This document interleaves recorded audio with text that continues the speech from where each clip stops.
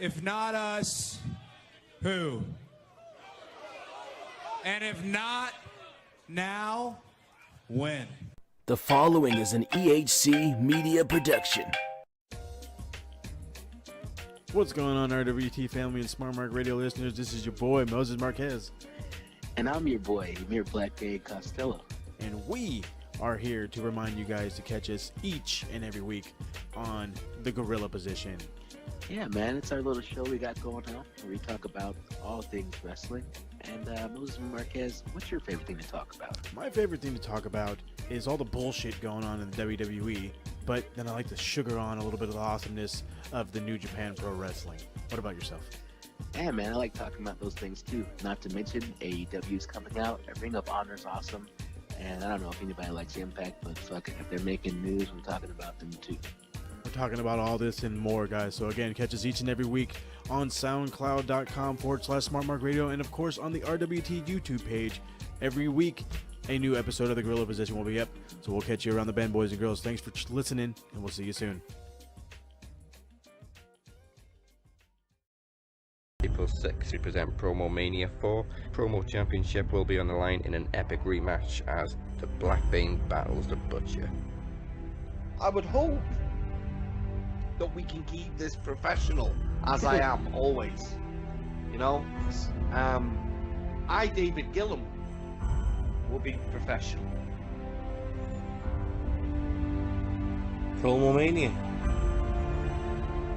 and Mia Blackbane Costello. It's official, bro. You, me. Round 2. Promo Championship. Promo Mania 4.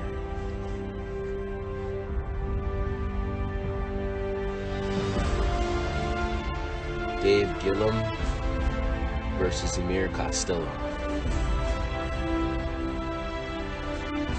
The Butcher versus Blackbane. Next up, you got me.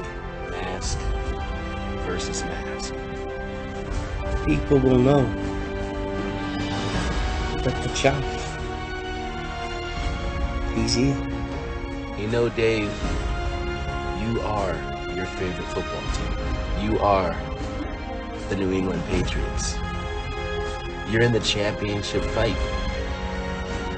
You're exactly where you're supposed to be.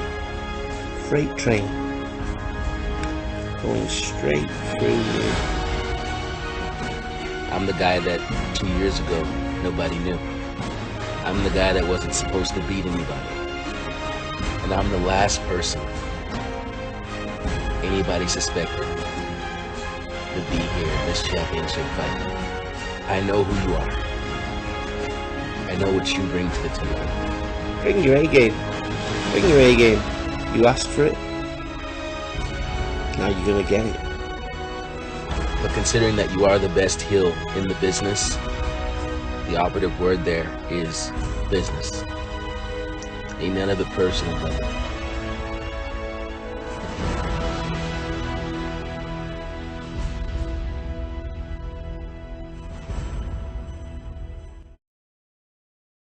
EWA. Do you play WWE 2K18 on the PS4? Would you like to play against other like-minded players in a very unique online league that's unique because we are more committed to storylines than just a straight-up competitive league. The league is still very competitive, but we also try to run things like a bit of a TV show. Check out the YouTube channel and the Facebook page in the description below if you're interested.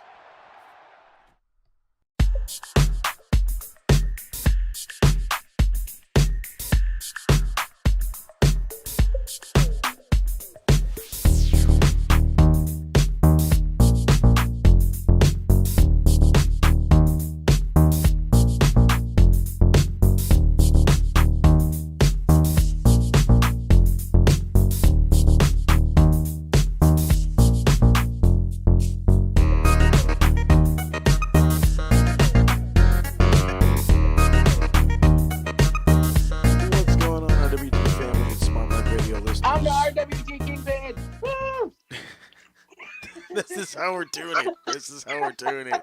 The gang's all here. RWT, King Beard, Emir Blackman Costello, the You're here. resident I'm dead here. man, Paul That black guy's Morales. here. Oh my Yeah, Black god. Bane. Woo!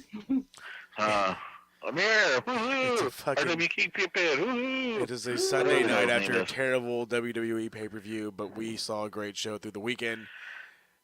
And apparently these guys have more energy than I do. That's for fucking sake. God damn.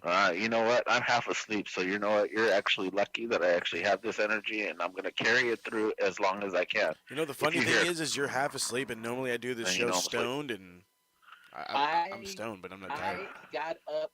First of all, I went to sleep last night, like I told you guys I was going to, and then like about an hour and a half after I went to sleep, my son woke up throwing up with 102 fever. So that I ended up staying awake later after that. And then when I finally went back to sleep, I woke up at 4, but I forgot because of the stupid time change. I was really waking up at 3. But I got up and still took my fat ass to the gym. And so, yeah. Same thing tomorrow. I was a little curious while you were like posting shit, and I was like, "And this fucker's supposed to be asleep." Yeah, man, It my says son posted woke 2 up. minutes ago. You sack of shit. Yeah, he was throwing up and stuff. I was like, God dang it. And I saw you liking the stuff I was posting, and I was like, Moses is going to think I fucking lied. No, I was already thinking you were lying. I was like, this motherfucker is actually awake. I legit thought the same thing. I was like, "It's a kid thing. I swear to God, it's got to be a kid thing." And sure enough, I was right. I was like, "There's no other reason." I was asleep, brother. I was enjoying it, and I woke up, and my son was throwing up everywhere. I was like, oh, my goodness. That's all bad. Well, I hope he's feeling better. While you were cleaning up vomit, I was watching this show, or at least finishing it. I tried to finish the main event, the Nakamura versus Tanahashi match, while watching Fastlane. It did not work out in my favor. By the way, Fastlane was trash, and then it ended well, but it's still trash. I did not liked watch it. Fastlane. You liked it? As much as I was giving it shit, I actually liked it. I know it took me a little while to figure out where it was going as far as everything with Kofi Kingston. I know where it's going to go. But it just looks so bad. I know. It looks really, really bad, though. It does look bad. Okay, well, that'll have to save for another day. Let's just jump right into this show. Wrestle Kingdom 2, Tokyo Dome. TNA Invasion, I guess. All in all, this show was better than No, that's not true. It was just under my expectations. Not gonna lie, it was just under my expectations. A couple of matches though did blow my expectations. That's for sure. And one of them that did was this opener. I guess the TNA team versus the New Japan team. Christian Cage, AJ Styles, and P.D. Williams, the Canadian Destroyer, taking on Milano Collection AT, Minoru, not to be mistaken with Minoru Suzuki, and a guy most of us know as Finn Balor, but he looked like a freaking extra white, cracked out dude with super dark black hair, Prince Devitt. And as he was not the same Devitt that we know now. His moveset was different, but yet similar in a way. And he was all over the place. He was not the body he is now. That's also for sure. Wait, hang on. I want to say this to all the ladies. Uh-oh. All the ladies listening, listen up, bitches. If you can't handle him at Prince Devitt, then you don't deserve him at his Finn Balorist. At his Finn Balorist. Oh my goodness gracious. Dude, did I just hear that right? Yeah. Write it down. Put it on a fucking t-shirt. Oh yeah, put it on a t-shirt. You don't deserve me at my Finn Balorist. Wow. Oh my god. Let me see. Can I say something? You, Can I say you something don't real quick? Of course you can. appreciate it. Hold on, I'm typing this out right now. He's like making the Don't shirt appreciate tomorrow. David is worse. No, appreciate it. Okay, I got it. Okay. Oh my god. As a three-man team, this is just a quick notation, and we can move on immediately. As a three-man team, Moses Marquez, Paul Morales, and Emir Costello, we are so much better than Dazzy Leah, Mike Larkin, and Dave Gillum. Oh, hands We are down. so much better than Max Podcast. Like, why when guys like us exist, why do they even bother to show up for their show? Right? They just got to put the effort out there. That's the problem. They think Max Wrestling is on another level when the fact is we are on another level because we're all a bunch of smart marks. I don't care that I'm a mark. Get over it. We're all marks. Real marks actually tell people that they're a mark. And when you hide it, you're just a mark in the closet. Exactly. See, that person is in the closet, right in the background. So, I got to get right into this match. Um, it was good. Petey Williams is awesome. He shows off his athleticism. AJ Styles is AJ Styles again, different move set, but same AJ Styles, bringing the heat every time he jumps in the ring. He has a good match with just about anybody, and then surprisingly, Christian Cage, pretty dang good in this match. He was definitely the ultimate heel for sure. Um, I mean, I liked it. Prince Devitt he worked against everybody and he worked well.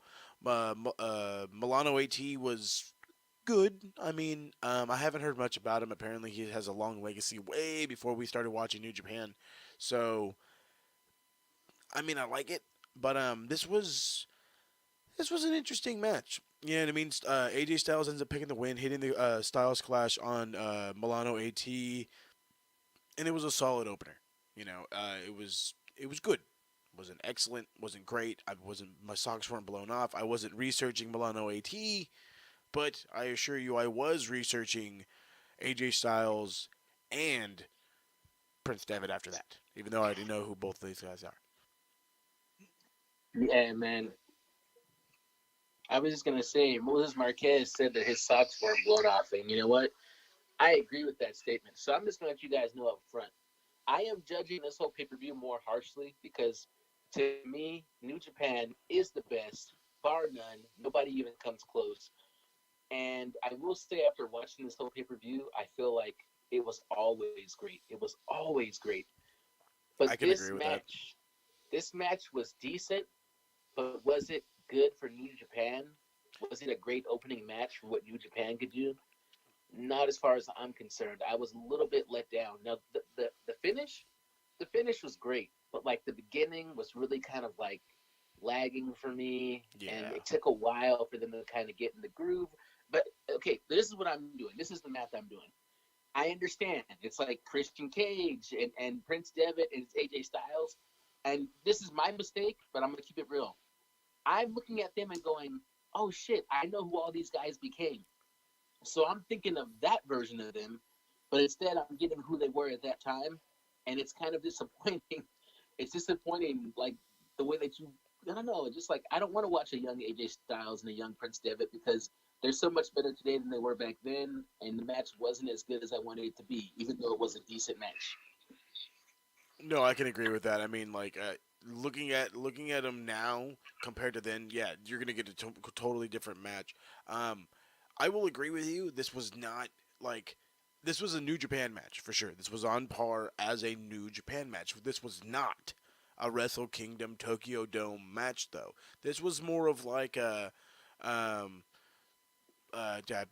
Cork and Hall, semi-main event, in the middle match. It's good enough to be on TV. It's definitely not good enough to be in the Tokyo Dome.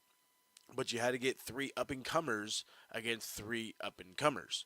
So, and then Christian Cage, already established name due to his WWE run. Paul, give me something. Tell me what you thought about this opener. Yeah, I can hear you. And of course, this is the issues that we have. Live radio can't get nobody nowhere. Stand by as we fix audio issues. Okay, audio issues aside, Paul's back. We can all hear him now. Paul, what do you think of the opener? Actually, I thought it was pretty good. It wasn't like over the top like impressive, but I thought it was pretty good. The fact that AJ Styles, you see how he is now, and I'm gonna go back. This was 11 years ago. Okay, so he was at the top of his game in TNA. I mean, he had some classic matches with Samoa Joe and Kurt Angle. Whoa, what? And Kurt Angle at the time. So, in my eyes, is like he's still. I mean, he's at an elite level now. I just think he was at an elite level then. So, as to how Amir compares him to then and now, I think he's still the same. I mean, granted, he was a little bit more of a high flyer then, than what he is now. I can but- agree with that. He's a lot more polished nowadays than he was back earlier then. But no, he did have a. That's what I meant by like a different moveset. He was more risk taking, more high flying, more about getting out the cool looking moves, more than being and that's not necessarily effective, but I guess more dominant in a way. Yeah, but that's not how Prince David is now. That's not how Finn Balor is now. You know how you see him here in this show. It's like night and day. You know. Oh, that's for I sure. mean, he still had a few moves, but nothing like he has now. I mean, and he's probably about a good 25, maybe 30 pounds lighter than he is here. Oh no, I would go as low as saying 40. He is a lot smaller. Not as I guess not as high flying. A little more on the technical side. He's just kind of just getting his feet wet. This is prior to his Bullet Club run, where he really started to catch his momentum and his speed. We'll actually catch him in the peak of his Bullet Club run when we review Wrestle Kingdom 8. So He still hit that front flip. oh, he did hit that front. Oh yeah, that out was of the awesome. ring, right? Oh yes, sir. Yeah, he hit that. That's like his bread and butter. So I want some bread and butter. I want some. Oh lordy. Okay. Peanut butter and jelly sandwich. These Peanut guys butter with the food. jelly It is 9:30, and these guys are food. And you're calling me the stoner. Anyway, 3 stars.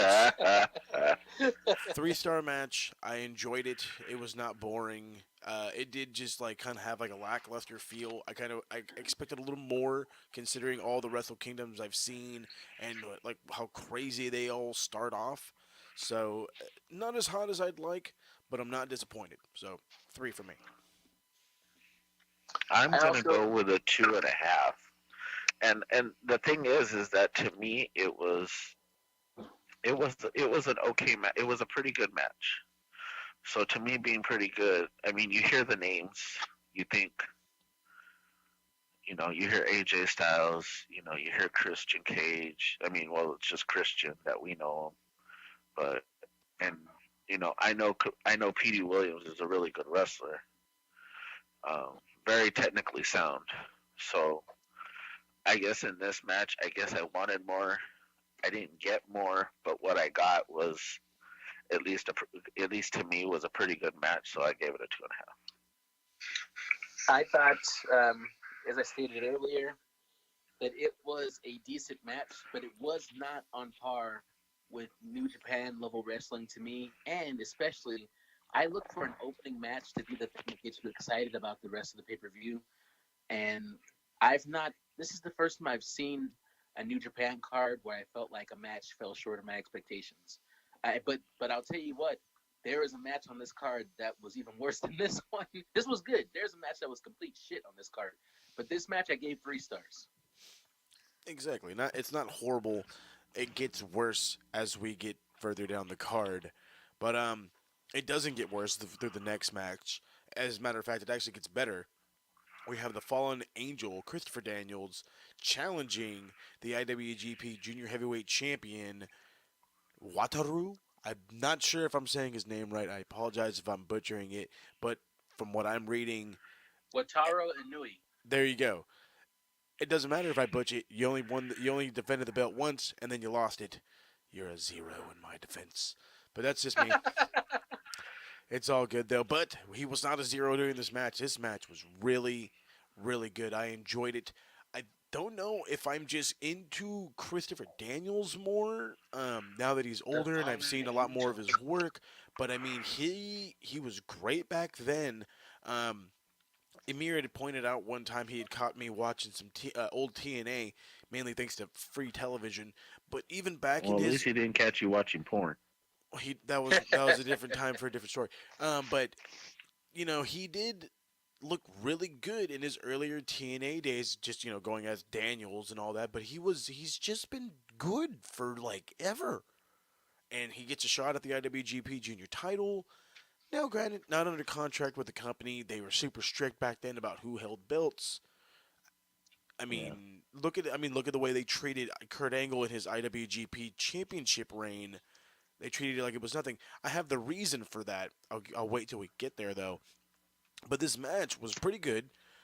Christopher Daniels, like I said, excellent champion, excellent. I liked it. I don't know. I felt like it was a little short, but that's just me. Did anybody else feel like this match went a little short? I felt like okay. So the last match was kind of a weird match, had a great finish. This match, I felt the opposite. I felt that it was a really good match, but the finish wasn't that good. So the last match had a great finish, but this match, the finish was so like sudden to me. I was like, what the heck? I really liked the build. I watched like the vignettes and stuff, and how they were like really pumping up the fallen angel and telling the backstory and stuff like that. I thought that was he had a pretty lot good. of momentum going into this. Yeah, man. I just didn't understand the sudden end to the match. I thought that was a bit lackluster because it was really going pretty good, and that really affected the way I graded it. Yeah. What about you, Paul? What do you got for me? Well, to me, Christopher Daniels is always one of those. Is always kind of like up there with many of the classic TNA wrestlers that I know of. I mean, he's always been back to the whole. He's very much charismatic. He's very unique in the ring. I mean, he takes his time. He does what he does, and to me, it just seemed like this match was a little bit slow paced, which is perfectly fine by me. But there had their up tempo moments. I guess to me it fell short, but I wanted more. It's like I felt like it could have went a little bit further. Yeah. But I was happy with the way it was. The way the outcome came about, it was kind of like, all right. Yeah. But I actually gave this one actually a 3. Thought it was a little bit better than the last match. I like the way you think. I gave it a 3 myself. Daniels playing the heel, using the ropes for leverage during the abdominal stretches. He was getting chops in. He got a poke in the eye. Like I said, I wanted to really like it. I felt like it was just an abrupt ending, and that's why I agree with you. I will give it a 3. It was looking at being a 4 for like the first 4 minutes of this match. I was like, oh, this thing's gonna be a 4. This thing's gonna be awesome, and then it just kind of, crapped out on me, sparklered out, whatever you want to say. So yeah, I'll go with a 3. Amir? I also went with a 3, and again, the reason being is that the first match was a weird match, but it had a great finish, and I gave that a 3. So when this one was a good match, but it had a bad finish, I was like, well, then that's the same thing but opposite. So I went, good enough for a 3. And I mean, because I was rubbed so wrong by the finish, I couldn't give it a 4 or anything higher than that. So yeah, I went with 3.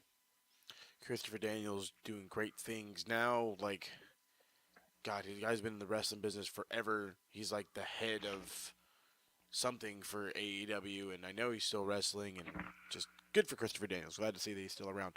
This next match, though, it looked great on paper, and that's about all I can say for it. Nakanishi versus Abyss, and like I said, it looked great on paper. Nakanishi was always like the bigger monster type in New Japan. He had a great rivalry with Yuji Nagata, and I thought him and Abyss would do well, but then I remembered Abyss is just god awful, And boy, was I right. It was just a hoss match. They're just out there just beating each other, body slamming each other, thumbtacks on the entrance ramp, thumbtacks in the hand. It was just, I don't even know. Yeah, that I found pretty interesting. How he was coming back up the aisle and he was pulling them out of his hands. Yeah, And that I was a was bit like, weird. wow. I mean, you saw his hand, and I mean, I was just thinking, I'm like, ow, I can understand how the hell. I mean, you look at his hand, and I was like, dude, it's like his hand is like all silver. Yeah, but Yeah, it the was a thing trip. was they were just going through the motions though. It's weird. Like he didn't even really sell it. It's like he first of all he pulled off the tax and like it was like 3 minutes into the match. It's like here we go with tax, and then Well, I knew that was he going to happen as an Abyss match. What else? I mean, like, what else can Abyss do? see Yeah. this is what I wrote in my notes about this match. Abyss is like if Kane and Mankind had a love child. What? Yeah. Okay, you're right. He said, he That's said, accurate. oh wait, yeah, that's right. Because It's I'm like like thinking about it. I'm like, oh yeah, you're probably right. Mankind with the thumbtacks and the mask, but he has Kane's height and Kane's weird hair and some of Kane's moves. It's just, but surprise, surprise, putting Mankind and Kane together doesn't make for a great wrestler. Shocker. This was the first Abyss match I've ever seen in my life, the very first one, and the whole time all I thought to myself was, WWE just signed this guy for a fucking backstage role. What the fuck? No. The thing that makes it funny for me is the fact that WWE almost signed him to end the Undertaker streak. That was Yeah, another one of he those wouldn't do odd it. He possibilities. chose loyal to TNA. That's fine. I'm so glad he decided to go to TNA. I mean, truth be told, to get off topic here, who else but Brock? You know what I mean? Now that it's been numerous years afterwards, you can't envision anybody else defeating that streak other than Brock. Maybe Sting, but they buried the crap out of him when he finally showed up and wrestled against Trips. But I mean, he was also in no condition, and that's enough of my rant there. Abyss is terrible. This is the second match I've seen of him, and the first match was only good because guess what? He was using gimmicks. He is just, I don't know what. So I agree with you on the statement of he got hired for creative? Question mark. I mean, it's bad enough we got Jeff Jarrett. He's just gonna have guys throwing tortillas when they go to Mexico. You know, cheap little That was plug a there good one. for That was a good one. our AAA show, which I still want to watch some more AAA ever since that show. It's just the craziness of Lucha Libre just has gained my attention. But the craziness of this match lost my attention. I give it a 1.5, only because of gimmicks. That's it. I gave it a 2. Just a 2. Uh-oh. Just a 2? Technical Oh, difficulties. we lost him. Here, look, I'll go. There we go. It's going to be a Look. night filled with technical difficulties. Look, man. Look, in all reality, I gave it a 0, and it had nothing. It had nothing to do with what was going on in the match. It's just that it was dull. Yeah, it was. I mean, like you said, he brought out the tax almost in an instant, and then boom. Because they're like, how are we going to get this match over? This is how. And they had Yeah. nothing else to go with. Tax came, and then It was like he's right back up in the ring. I He mean, didn't literally, not even a minute and a half. I mean, literally, he already went under the ropes, pulled out the bag, threw the guy. He had already walked the guy up the ramp, beat him up, body slammed him, walked back to the ring, grabbed the bag, threw him out, and he got slammed into them. Yep. And then it was like nothing else. Yeah, it was. It was a pretty match. horrible. I mean, and there was nothing in the match aside from them beating the hell out of each other, and even that wasn't even exciting. Dude, I got up to go to the bathroom. I came back and the match was over, and I was like, "Good." He gave it a 0. Just a full. This is I would never think if any show we ever review let alone a New Japan show, would get a fucking 0. That's I couldn't give it a 0 because I have so much respect for New Japan. You disrespectful fuck. That Look, you could call me a disrespectful fuck all you want. It had nothing to do with New Japan. This all had to do with how fucking boring this match was. This is TNA's fault. Fuck TNA. There we go. I'm Look, down you with can that blame one. TNA Blame all you TNA. want, and I will agree with you that it was TNA's fault for fucking putting Abyss in this damn match. They didn't have any other monster they can throw in there? Fuck. Yeah, they could have fucking threw Samoa Joe in there, and I would have been fucking happy. You know Karen what? Jarrett. I would not have She's a mind monster. seeing Nakanishi versus Samoa Joe. I think that would No, be killer. if you look at their roster, at this time, I would have put him against Samoa Joe more than I would have put him against Abyss, because at least that would have been a hell of a fucking match. I can dig that.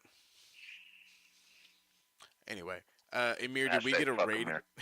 Did we get a rating from you? Well, I was trying to give a rating, and then my phone cut off, and I had to jump back into the conversation. But ultimately, I gave this match a 2 because Paul's right. This match was trash. It's just Abyss is trash. I don't know, man. I hated this match, but I gave it a 2 because I was like, maybe this is New Japan. This can't be happening. But no, I never want to see Abyss wrestle again. yeah, never. Thank you, please. Oh, Have a good man. day. Well, that means I'm going to have to change my show then. Oh yeah, that's right. Our next show is a TNA show. Yeah.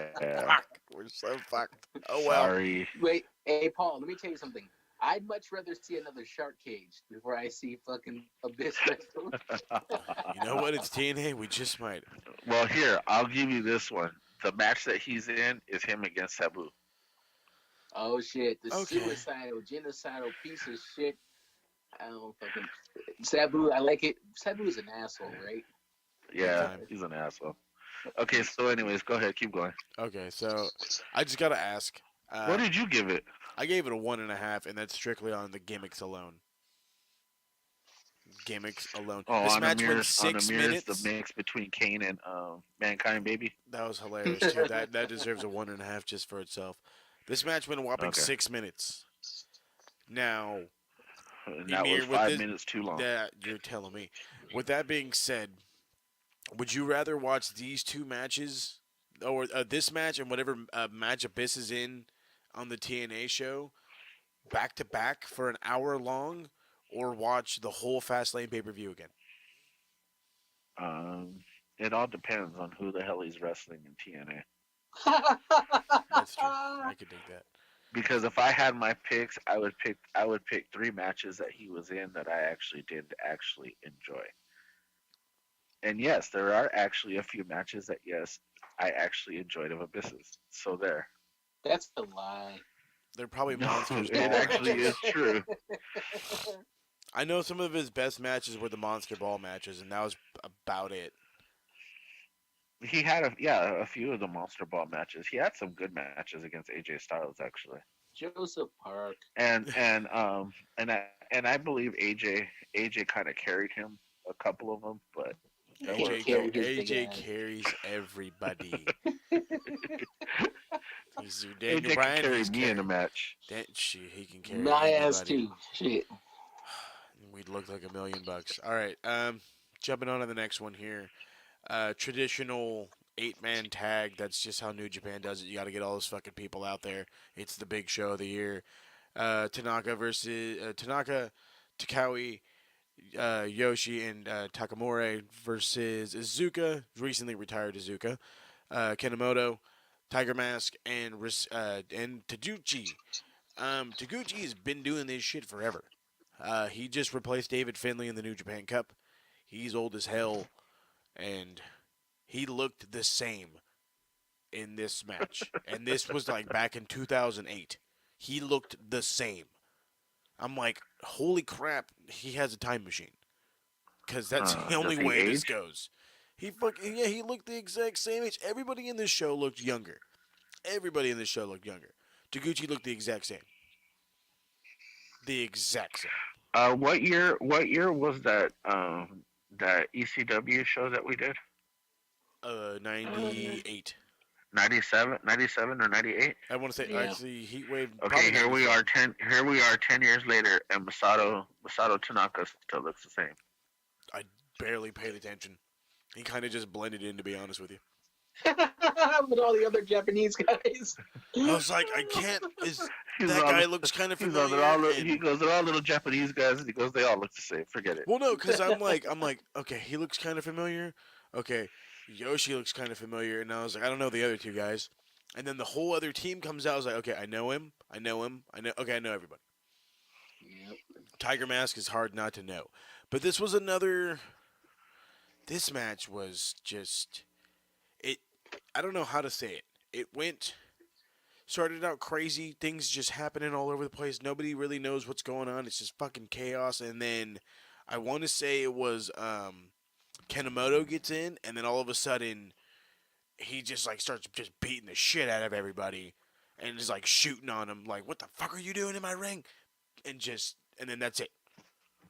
Then the match is over. And I was like, okay. Fuck with the old guys. Got this it. match. Let me tell you something. I enjoyed the action in this match, and my favorite part of the match was the finish. And let me tell you why. When you got a guy that size that goes up to the top rope, and he comes crashing down on his opponent, the worst thing you could do is let the guy kick out. New Japan got it right.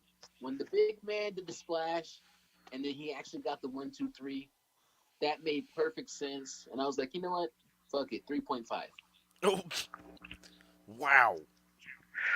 That is a bit excessive. Wow. I thought this match was a clusterfuck. I did not think it was anywhere near the amount of a clusterfuck as the Abyss match. I did enjoy like the old veterans just going out there and just beating the crap out of everybody. They're like, okay, I'm tired of playing games. We wrestle for real. And I'm like, oh shit, fucking the switch is flipped. So because of that, and it showed off the old school strong style, I'll give it a 2.5. I don't know what the fuck this 3.5 nonsense. You know what is, was but kind of 2.5. weird? You know what was kind of weird is, I know a few of these names. Tanaka, we actually, like I mentioned, I knew Kanemoto,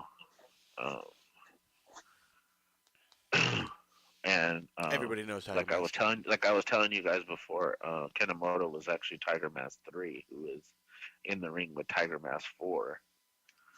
I couldn't even pronounce his name, what his real name is, if I even tried. So I'm not going to go into that. The fact that it was like this guy here, this guy here, this guy here, this guy over here, this guy hitting this guy, that guy hitting that guy. It was like that's how fast the match went. To me, it was like, okay, I'm trying to keep up with, okay, well, this guy's hitting that guy. Who the hell was the guy that was supposed to be in the ring? Who the hell was the legal guy in the ring? Exactly. It was like, what was the AWA all over again? Nobody knew what was going on. They were just fucking get in there and do this shit. Don't go there. Don't go there. Granted, Don't this one crazy clusterfuck of a match blew that whole fucking show out of the water, minus Kerry Von Erich. But yeah, this was something different. Okay. So I'll give you that one. Okay, so throughout this whole thing, I gave it a 2.5 also. Because of the names, 2 because I actually tried to follow as much of it as I could, and as much as I could, I actually enjoyed. It wasn't the greatest 8-man tag team match, but it was okay. I'm surprised you could follow it. I was lost. I was so lost. But I mean, I had to watch it after a few drinks, so don't feel too bad. Yeah, I know. I was trying to watch that, just this match and the next one after this. Like during the pre-show, when I was freaking out thinking there was going to be a Ray versus Andrade, which I guess they're going to push that towards Mania. Thank God. Maybe do a little hair versus mask, but different story, different topic for a different time. Next match, we have Makabe and Toru Yano. Now, I'm going to stop right there. Toru Yano, nowadays, everybody knows him as the comedy guy. He does low blows. He gets the pad. He hits you. He pulls your pants down. He ties your... Shoulder shrug. All of it. He does a shoulder shrug, the whole nine.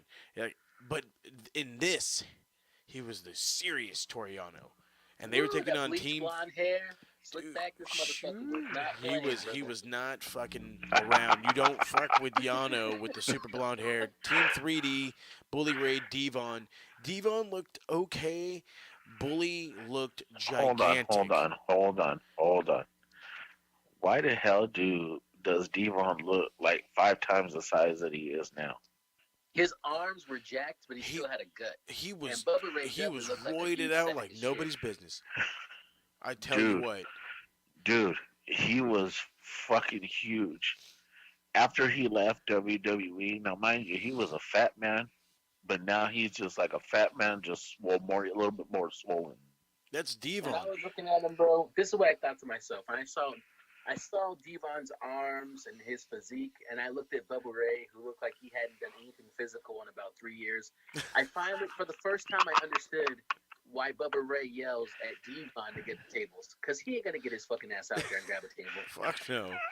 He's gonna get caught in between the fucking canvas and the bottom rope. Hey, my favorite thing about Japan I'm is when sorry, like it looked like Devon ate fucking Mae Young instead of fucking and Oh. instead of her dying. It looked like Devon ate her. That's how big and swollen he is. It looked like he ate Ryback. why do they try to get? He Okay, ate they know Ryback. the New Japan fans are like very reserved, and like this is all they do in New Japan. The fans just go like, Kenny, Kenny, like he's just like a weird, like calling a person's name with this weird. Other than that, so they try to do their they try to like do their catchphrases and thinking the crowd's gonna chant along with them, but it's Fuck like no. they don't do that in Japan. They sit down quietly and watch the match. This is not America, so it's so funny because it's this huge arena with all these thousands of people in it, and he's just yelling to himself. Yeah, it was a bit weird. It felt like a WWE match, like in the middle of the Attitude Era, because they're grabbing gimmicks all day. They're grabbing the ladders, they're grabbing the chairs, they're grabbing the this, they're grabbing the that, and they're just doing whatever. Yano is the first to hit anybody with anything. He's using the trash can, which I actually haven't seen used almost ever in my like 6 years of watching New Japan. So that was kind of a trip. But Hey, Bubba Ray took somebody's head with that trash can. Jesus criminy, that guy needed to slow down. It was whoever they came out with, wasn't it? It was Yeah, one of the guys that they came out with. yeah, they were cheating their ass off. There was like a third guy on the outside. That sounds like 3D to me, dude. Oh no, you want to know who that third guy on the outside was? Honma. Yes. Are you guys aware of Honma, the guy that the bald-headed, like super built, extra tan guy? Homer Simpson? No, not Homer Simpson. Honma. I can't remember his first name right now, but he was Homer. the guy that. Oh, would you knock it off? He was the guy that took the draping DDT and broke his neck and it hurt his neck. And they weren't sure if he was going to wrestle again. Tomoaki? No, I don't think it. Sure, Tomoyako Homa. Yeah, I believe so. Homa. I'm not. Like I said, I don't know his first name, but yeah, that was Tomoaki him. Homa. That was him. Yeah, Smaller and the not other bald. guy is Tomohiro Ishii. There you go, Tomohiro Ishii. Everybody knows Ishii, and if you don't, you should. But the other guy is Toge Makabe. No, I'm just kidding. I'm just kidding. I'm just kidding. But this, like I said, I felt like it was like a bad, not necessarily a bad WWF match, but it just they kind of went through it all. Yano, I'm expecting a comedy spot every time I turn around. Never really happens. Makabe is the same exact guy that he is now, and it was just kind of like whatever. I could not get over how big Bully Ray was. The table spot looked bad. The 3D looked okay. Bro. When they put out that little ass table. Oh, I laughed. I laughed so hard. I was like, dude, that little skinny thing. Nowadays, like when you see Kenny and them use it, I don't know why it makes it so different. But seeing big old Bully Ray like set that little tiny thing up, I'm like, oh, that's okay. It was just he power bombed him right through it. That was very awkward. It was very, very awkward. But it's watching them pull out these little dinky little tables, that not like the ones that we see in WWE. All right, what about that really high angle 3D though? They got that 3D damn near up to the ceiling.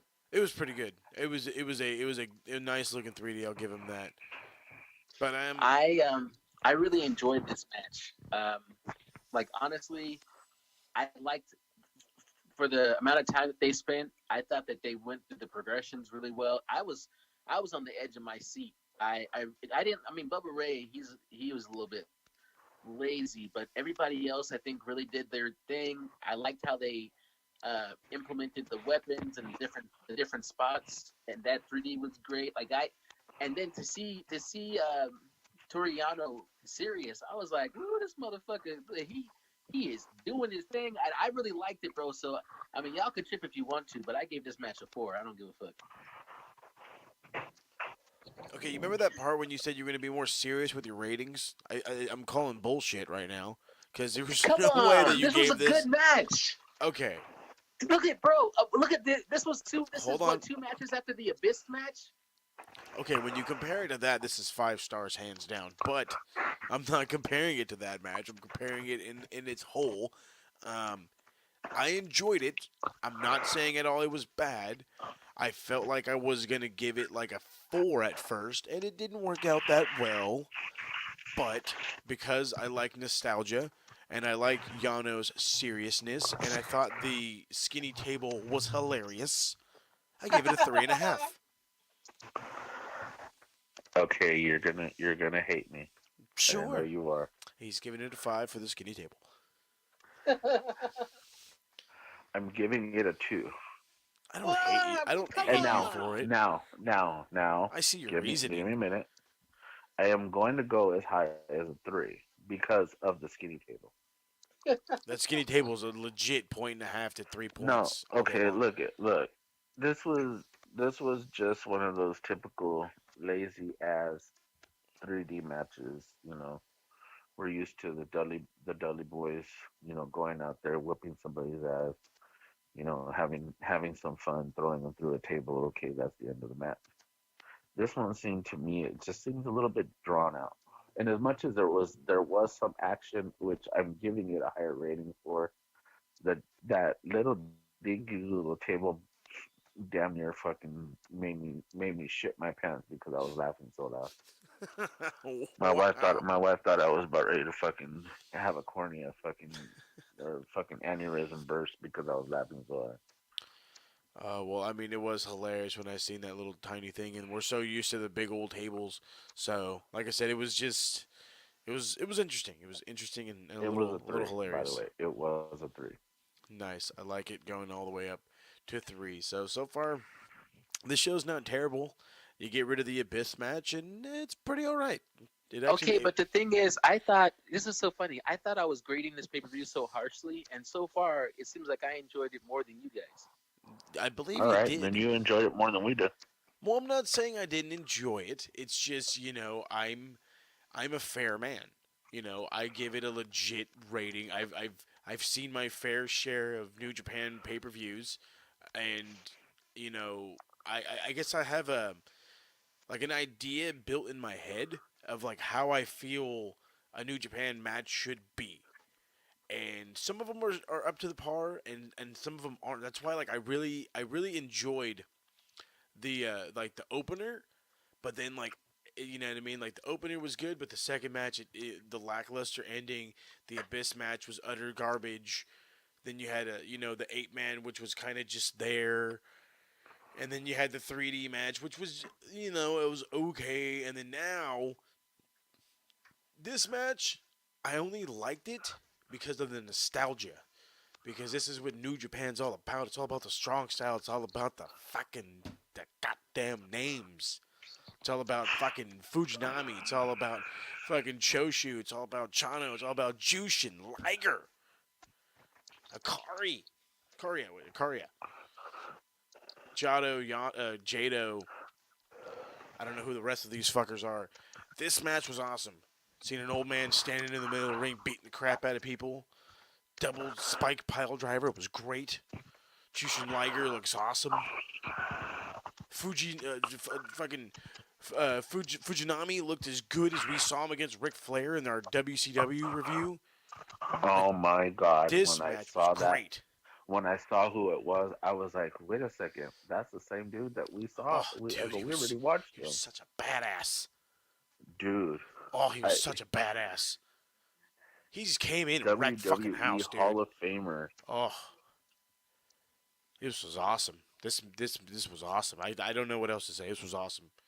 I feel like Amir on the last one's like this is my 4. This is my first 4. I loved it. I loved it. Fujinami is the man. Guess what, Moses Marquez? We agree. We fucking agree. Fucking hot diggity damn. Finally. This was awesome.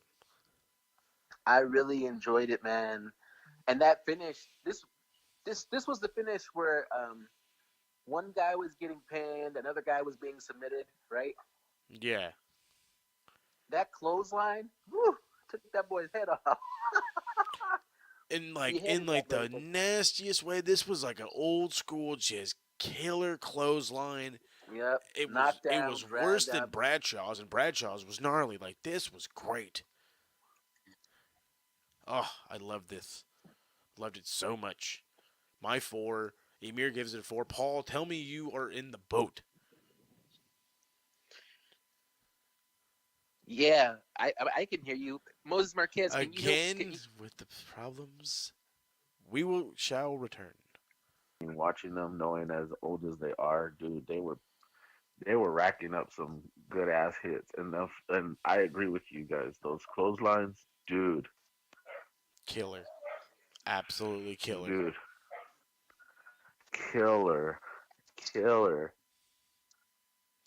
Oh, so this was great. I actually gave this match, and I actually gave it another 3, and I thought it was really, really good.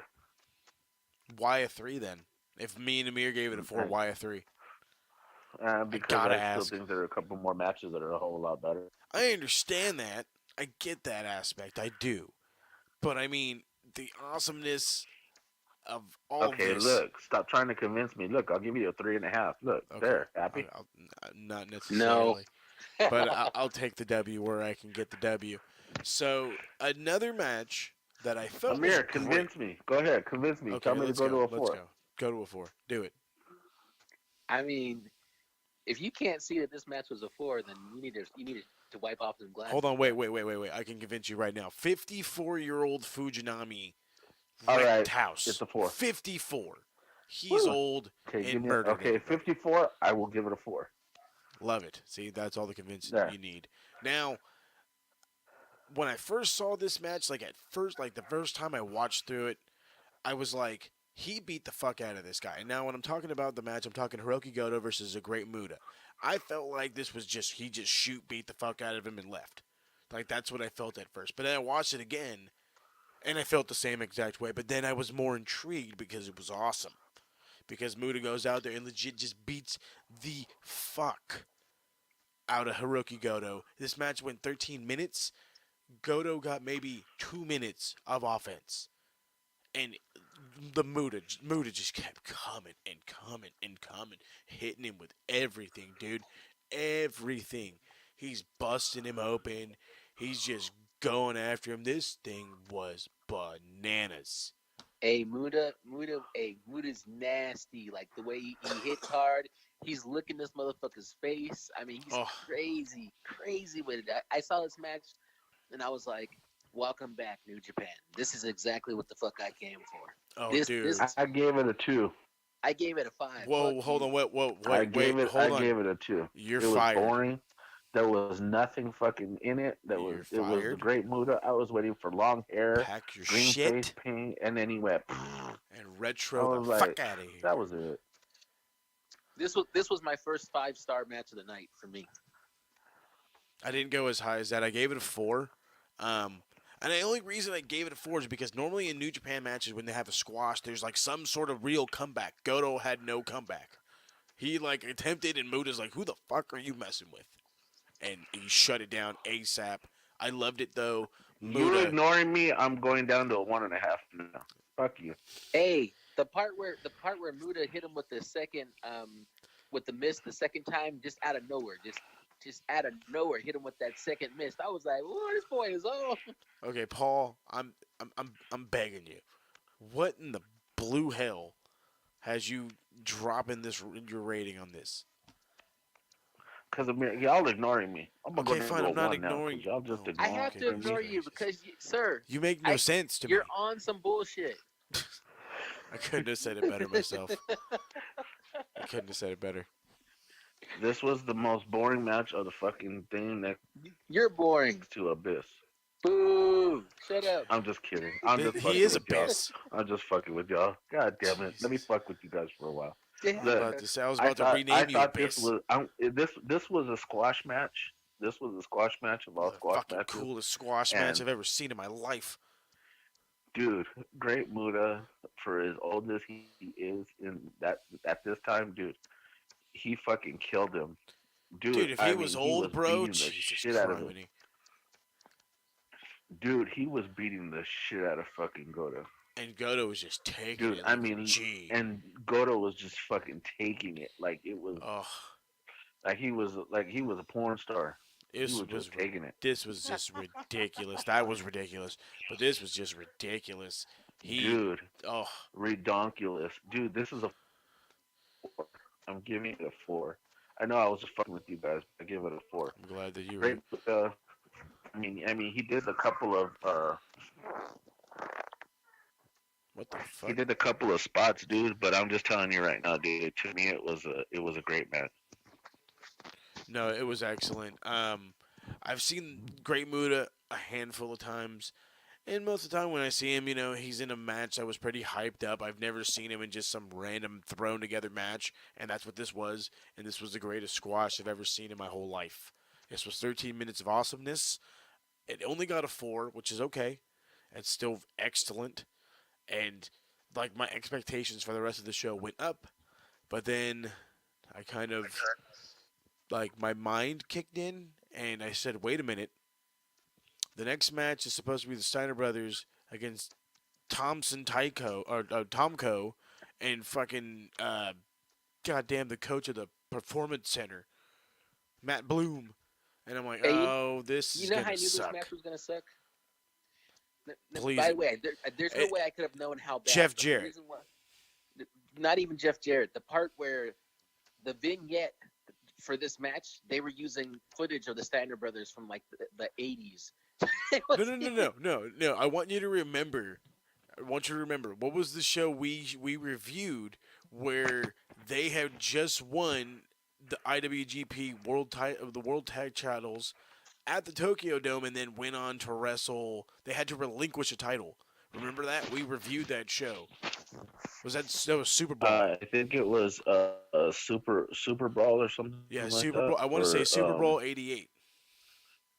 Yeah. So yeah, that was the show. It was. And they mentioned.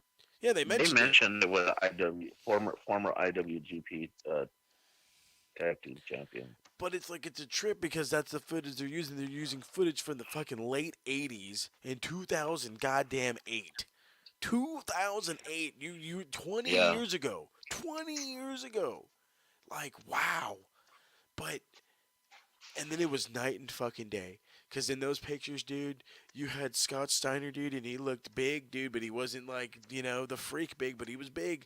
And then you had gigantic freaking Rick Steiner. And then they come out, and what the fuck happened to Rick Steiner? 20 years has changed him like nobody's Looked like business. he got hit by a car. Looked like he fucking goodness. was sitting at some sushi bar for the last fucking 3 days, drinking and eating sushi. And dude, he came out trying to run around the ring and run around Scott Steiner, and he was like, dude, it legitimately looked like Scott Steiner took all the muscle that Rick had and just put it on himself. Right. And now he's both of them, and it's like, holy crap. Rick Steiner looked like an angry biker. He really did. Fucking big Papa Pump. This match. Big bad booty daddy. First Big of all, bad booty daddy. Here's the first reason why this match was bad. There were no Japanese people in it. Agreed. Like Why are we having a full on TNA match at Wrestle Kingdom? I don't get it. No, Not because only is it hold on, not only is it a TNA match, but it's a uh, TNA match for the IWGP tag titles.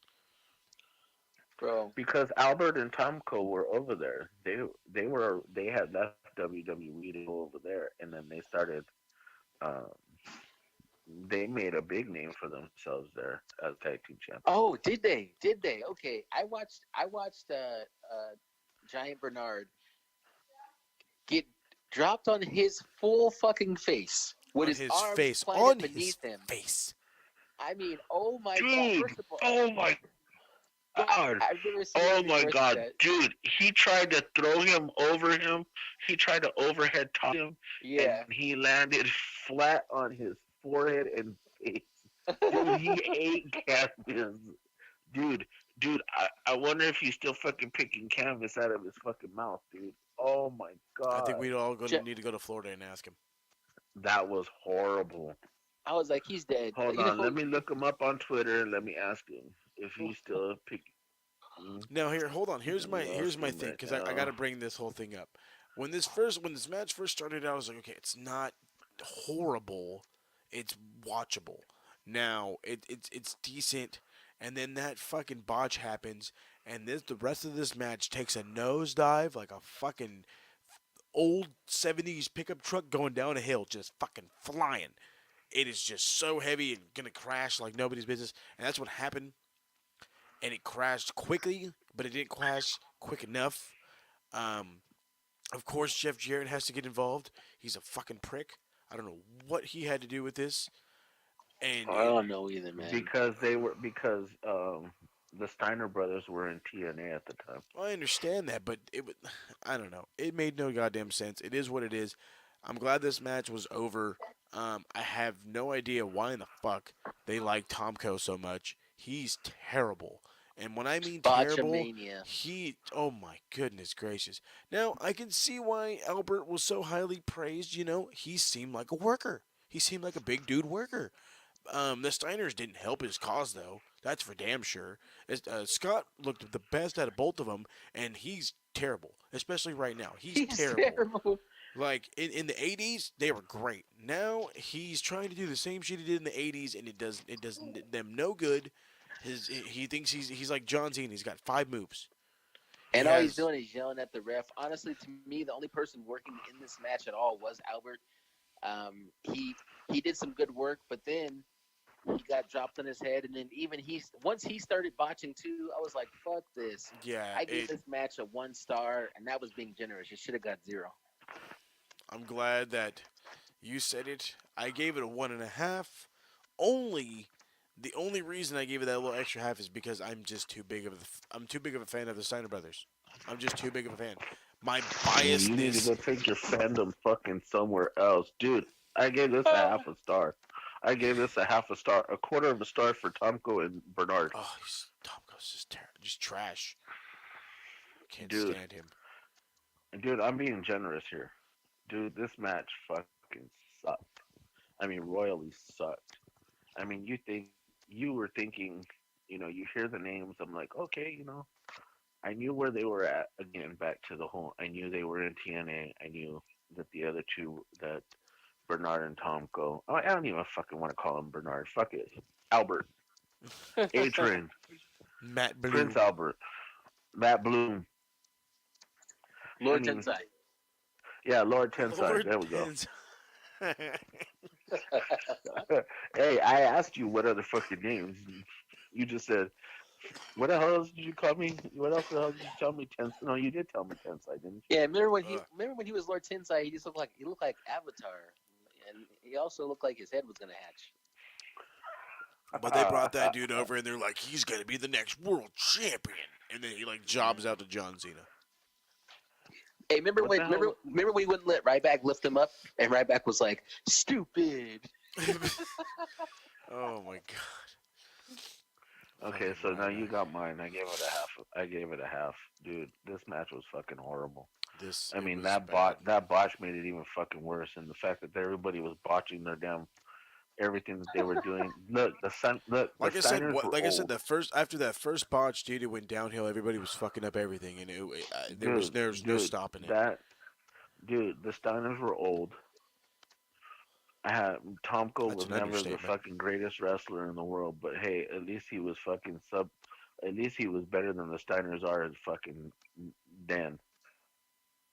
Yeah, it was At bad. least to me he was. And like I said, Tomko I wasn't gave it a that good. fucking look. I gave it a half. Be happy I even gave it that. All right, well we're gonna brighten up the mood because we're gonna jump into my match of the night. I don't know how you guys feel. I fucking love this match, and I mean I fucking love this match. Yuji Nagata, former IWGP Heavyweight Champion, taking on the current IWG or one of the IWGP Heavyweight Champions, Kurt Angle. Now, I have a great story about this for those of you who do not know. This belt was referred to as the IWGP Third Championship belt. This belt was not recognized technically under the New Japan banner. Why, you ask? Because the man that won it defended it outside of the promotion, lost it to Kurt Angle, so they considered the belt relinquished. So they actually Brock Lesnar defended the belt at a Antonio Inoki show against Kurt Angle. Kurt Angle won, then goes on here, beats Nagata. I want to say he eventually loses to, I want to say Nakamura, but I might be wrong on that. He eventually loses the title. That's when they decide, oh, this belt looks way better than our current championship. We're going to use that one. But at this time, this is like an unsanctioned IWGP championship. But Wow, regardless you of the, had that. Wow, that's the one you had. Okay, so here's what I got since I have the truth uh-oh, and you just have your idea as to what it was. Okay, the IWGP, who is the governing body of New Japan, um, since Brock Lesnar won it, um, he had three title defenses. In July of 2006, he was a no-show for a scheduled defense. Surprise. New oh yeah, Japan stripped him of the surprise. title. Um, he cited visa issues along with New Japan owing him money Well, then use a MasterCard next as time. his reasons for failing to appear. Ah. So New Japan founder Antonio Inoki left the company and created his own IGF promotion, and recognized Lesnar as the IWGP Heavyweight Champion. But due to Lesnar never have, he did it because Lesnar never actually lost the title. So, and he still had physical possession of it. So since both companies were under IWGP body, New Japan recognized Lesnar as the third belt champion and not their heavyweight champion, That's right, ladies and gentlemen, because which eventually they ended up creating their own. possession is 9/10 of the law, fuckers. Yeah, Anyway, and then since yes he did, he lost it to Angle, uh, and Angle was still recognized as it, and then he had one title defense against using it against Samoa Joe at TNA's Hard Justice. He had another one against this guy that against who the hell was he wrestling against? Yuji Nagata. Oh, Nagata. So this was the second one. The next time he wrestled it was a few months later, and he lost it to Nakamura, Ah, Nakamura. who That's unified right, the belt. unified the belt. Because the belt they have is just fugly. Yes. And this one is not very good looking. It's eventually it eventually turns into what it is now. But right now it's like a more compact version, and it's not terrible looking. But I wouldn't want to wear it. But I'm an asshole. Okay, So first and foremost, did you see the plates on the fucking TNA belt that were falling off? that was hilarious. Dude, I was fucking down there fucking rolling. I saw him pull the plate up over his head, or pull the belt up over his head when he was coming down the aisle. And I was like, why the hell does he keep freaking hitting the belt? And then I see the plate and it keeps freaking swinging. Oh, yeah, it's TNA for you. That's Jeff Jarrett's baby right there. He got it out of the back of his pickup truck. Right. But anyway, I got to talk about this match. Um, Kurt Angle, as we all know, Olympic champion, former gold medalist, um, wrestling extraordinaire. He's a wrestling machine. But Yuji Nagata, Won the Olympics, won his Olympic gold medal with a broken freaking neck. sing it, broken freaking Yada neck. yada yada. Anyway, Okay, go ahead. but Yuji Nagata is no slouch.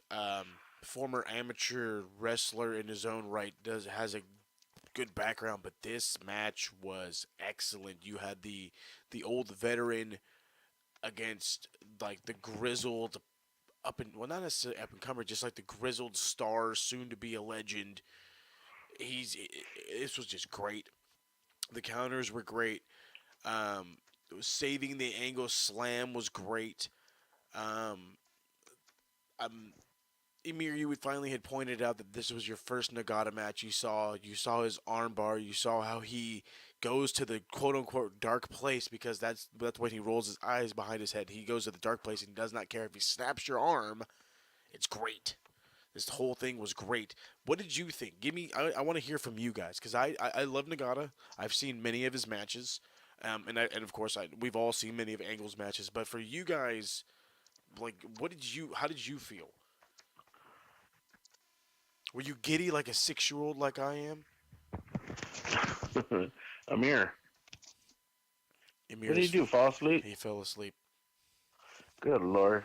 10:30, and maybe we were talking to him too much.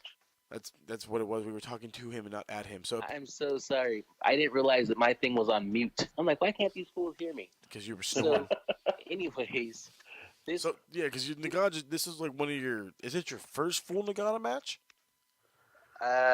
Yes. And so the look on his face, when he had Kurt Angle on that armbar, like I thought he was having a seizure or something, like his eyes. Well, dude, I've been talking all this time. You guys couldn't hear me. That was crazy. Anyways, I did want to. He was lying. He was asleep. That's it. He was asleep. We were talking about how ugly the belt was. I was saying that belt looked like a crown and all kind of stuff. I didn't realize my shit was on mute. Anywho, though,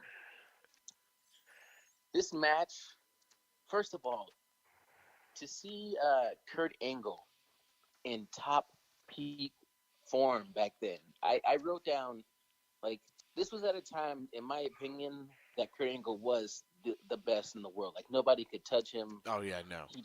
He was so good. He was so good. Great. But those white shoes were terrible. You know what? I don't even remember the shoes.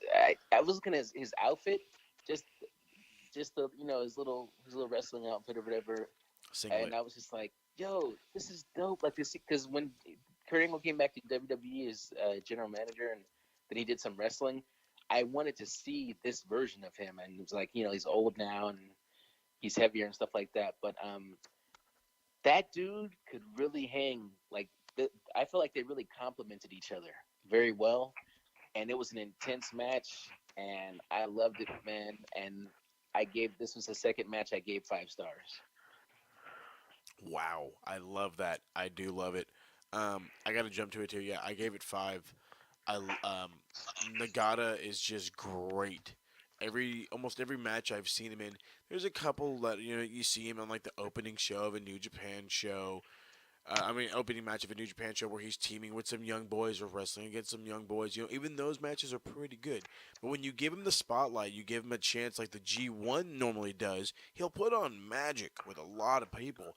And then you have the element of the one of the best wrestlers at that time in the world, Kurt Angle, against him. It was made magic. So yeah, my 5 for sure. Paul, what'd you think? I gave it a 2. You really want to be fired. That's what I'm hearing right now. Dude, this is my this was a 5, dude. This was hands down a 5. Dude, the fact that homeboy was there, the fact that the way his faces were, the faces he made, dude. I swear, I've made girls look like that. Oh, That's awesome. I made girls have orgasms like that. Stupid ass. They've had those rolling to the eyes in the back of their head. Yep, that's what I'd be doing.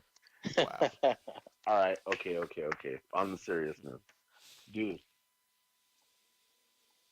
I've seen I've seen Nagata like maybe like maybe three times in my life. This was by far probably one of the best matches I've ever seen him wrestle. I've never seen any other ones. If you guys can recommend them, hey, I'm all for it. this was my first But Nagata match. and and I'll send you all some links. I have to say he sold a lot of the stuff, and I mean the way he was trying to turn Kurt over on that figure four, and then you see him get angry, you see him get into that pent up rage, and then he's trying to get him over. Kurt Angle puts him back, and then he's like, okay, I'm gonna do this again. And he tried to pull him over. Dude, I wish I could have fucking been there to watch that. I mean, like live. That to me it was freaking great. It was That's absolutely what I intense. expected. That's what I expected when you guys tell me about New Japan matches. That's what I expect.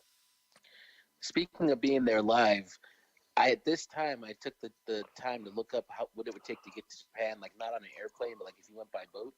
And do you realize it would take 20 fucking days on a boat and several thousands of dollars? Yep.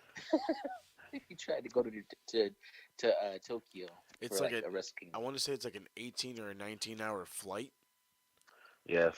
and it's relevantly cheaper than a 20-day boat ride because you're better off just going on a cruise. You And never take a direct flight to Japan. You always go to like one of like the towns that are above it, Mm-hmm. and then like take a or train down in or below it, something. and then you just take take one of the trains down towards it because Yeah, it's like cheaper. land in like Osaka, My my my stepson and stepdaughter, they both want to or go down there. Kyoto. They both want to go to Japan and go visit That'd be because awesome. he's a big Godzilla fan. So Godzilla's the man. yeah, but they wanna fly out there. But anyways, back to what you were saying. Yeah, it's I would love to do that, like to go there and just and witness it because I'd probably be cheering louder than most people that are there. I'd probably be louder than any of those people that are there. Well, yeah, they don't really cheer loud anyway, so yeah, they would look at you like, yo, what the fuck, This bro? fucking Calm American, down. god dang American. Right? But no, it's yeah, no, I think we're all on the same boat. We can go to a New Japan show when they come to the States, and that's great and all, but it's nothing like actually being there, especially in the Tokyo Dome. So, fives all around, which is, I think, the first in the history of this show. We've all agreed on a 5-star match. No, because we all Nope. did it with the over there with AWA. Don't you remember? We all gave it a 5. Oh, that's right. We did because we just love Kerry Von Erich oh so much. Kerry Von Erich's the man. But, like I said, No, you gave it to Brickhouse Brown. Remember, you gave it a -5. oh, that's right, -5 Negative for the 5. Brick. Oh my goodness. All right, let's finish this one Okay, up. go Let's get ahead. to the last match. Last match we have is the actual IWGP Heavyweight Championship. The current champion, Hiroshi Tanahashi. Anybody surprised? I'm not. Taking on Shinsuke Nakamura, who is not the Who's Shinsuke that guy? like now. Yeah, I know, some crazy guy. He is Some guy. in better shape, short hair, tighter pants, and a little bit more Japanese. Chunky? of like an MMA background. Like his MMA background definitely showed more through this match. Hiroshi Tanahashi looking absolutely gorgeous.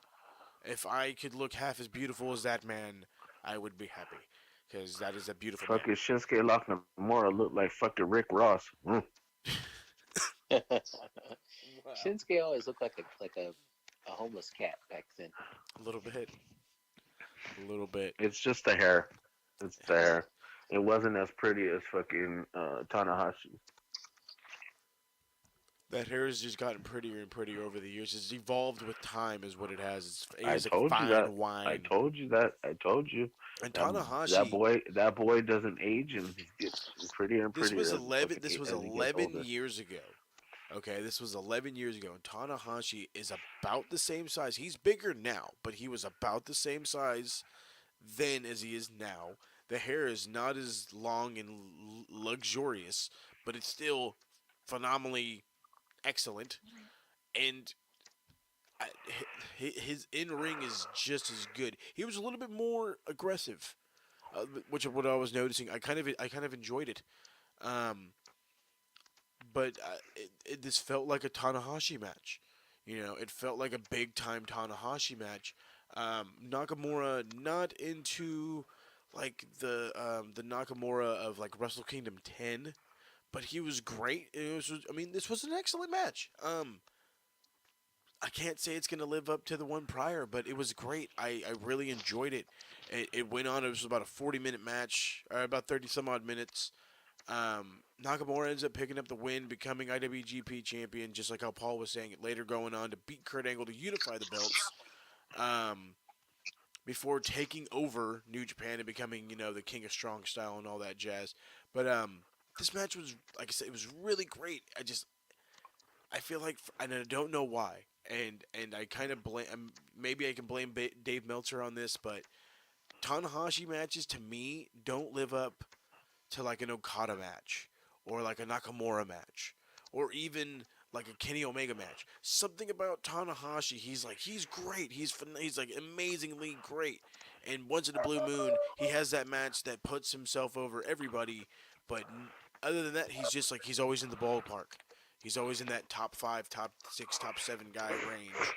But it takes that one guy to bring out the number 1, 2 in him. But I felt like he was a really good guy in this one, but he wasn't the ace. That's why I gave it a 4.5. Enjoyed it, but it was not Kurt Angle versus Eugene Nagata.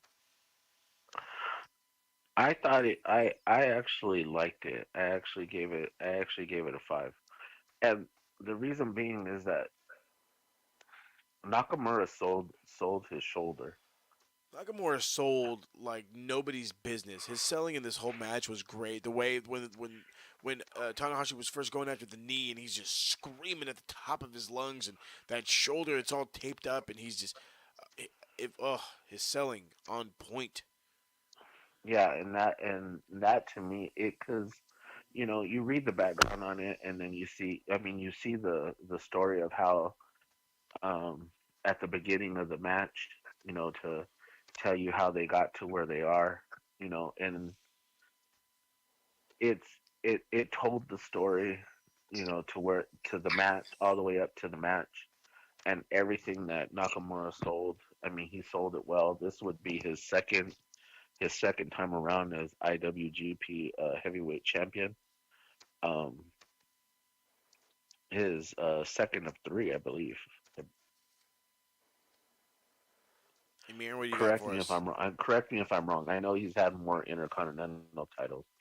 Who's that? than Tanahashi or Nakamura? Nakamura. Nakamura, Yeah. I want to say was a 2-time IWGP IC champion, and No, From what I read, I thought it was 6, but I could was be it? wrong. Anyways, what I'm trying I to get think at, he I know won he was a 3-time. I 3. know he He was is a a 3-time. 3-time. He is a 3-time heavyweight champion.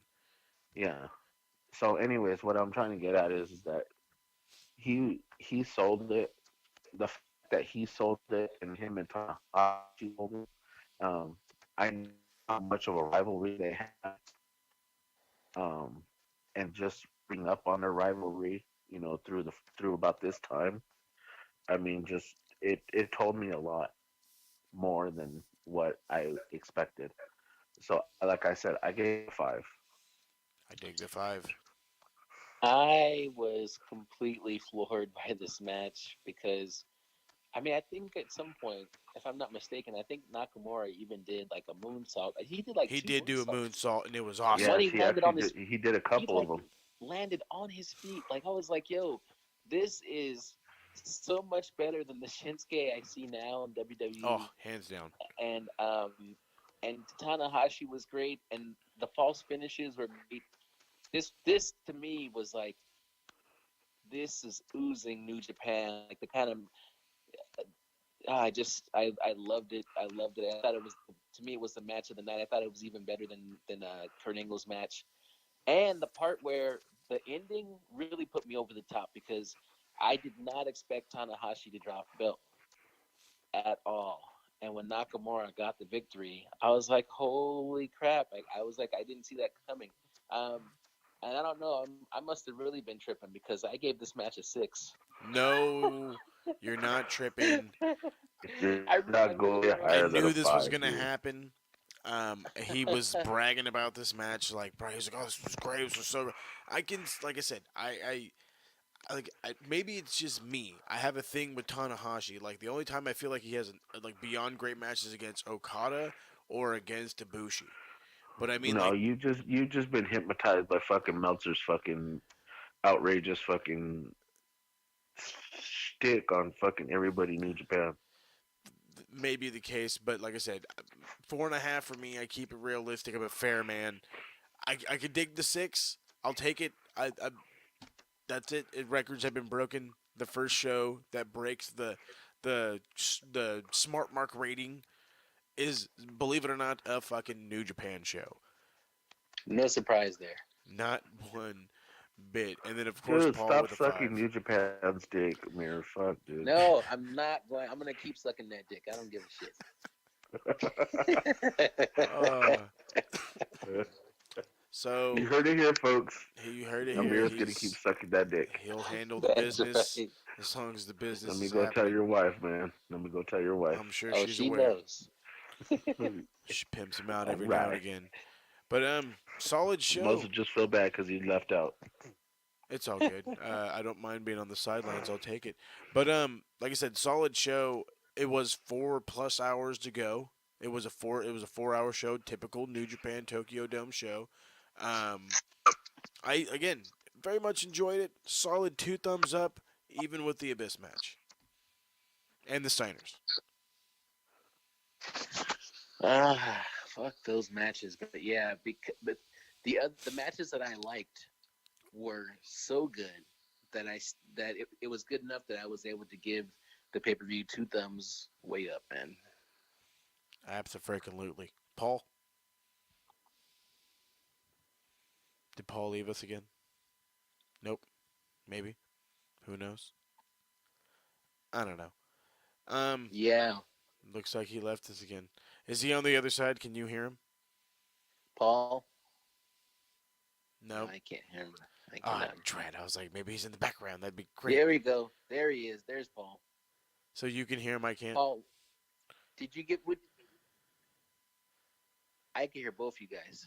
And of course, I can't hear him. So fuck it. We're going to use you as a translator for right now. That way we can just finish this up.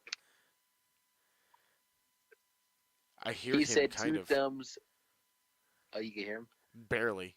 But 2 thumbs up. 2 thumbs up. I fucking dig it. We're, we're going to wrap this one up. I apologize for all the audio issues. I assure you we're going to get them fixed. We have a long ways to go. Like I've said, each and every week so far, our list of shows is going down. Oh my We're God. getting ready to change formats as we are going to start reviewing the Monday Night Wars. New positions are being passed out for that. It's going to be fun. It's going to be interesting, and it's either going to suck. It's going to be, there's going to be bad weeks. There's going to be good weeks, but it's going to be a lot of fun nonetheless. New episodes are out of everything. Surprisingly, there was a Mo and Brian show that happened. I don't know when another one's going to happen. They're like a solar eclipse once in a blue fucking moon. But when they come out, they're normally pretty good. We got everything going on. SMR News, make sure to check out on all that stuff. Emir, anything on the RWT page going on? Yeah, we're about 4 to 5 weeks out from Promo Mania 4. And this thing between me and Butcher it's getting deep, man. Go to the RWT YouTube channel and check out the song "Fuck Butcher." Let's get some views on that thing. and let Butcher know that he ain't shit, and let him know how we feel. And when he's after my promo championship, but he ain't gonna be able to beat me.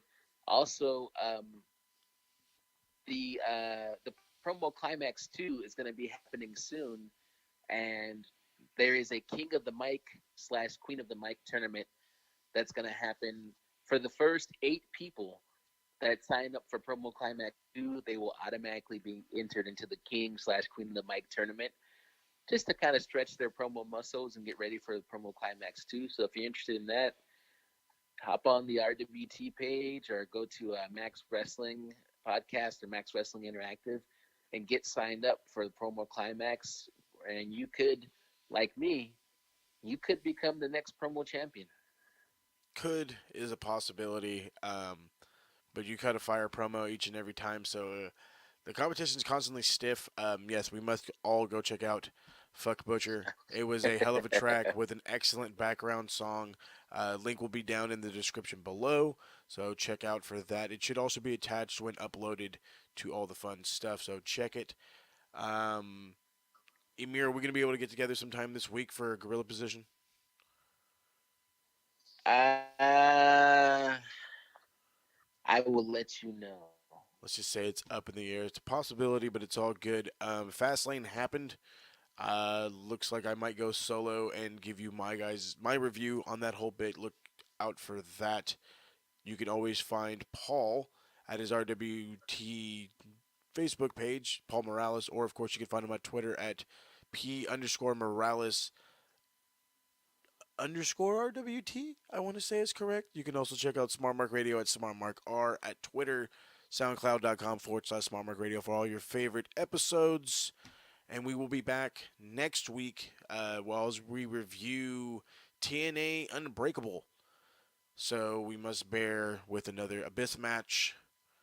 I will have some beers with me. Emir, thanks for bearing with us. Paul from the other side of the phone. Peace out, bro. I appreciate you. Look forward to talking to you guys next week. Catch you all around the bend. Peace out. Peace out. Paul says peace.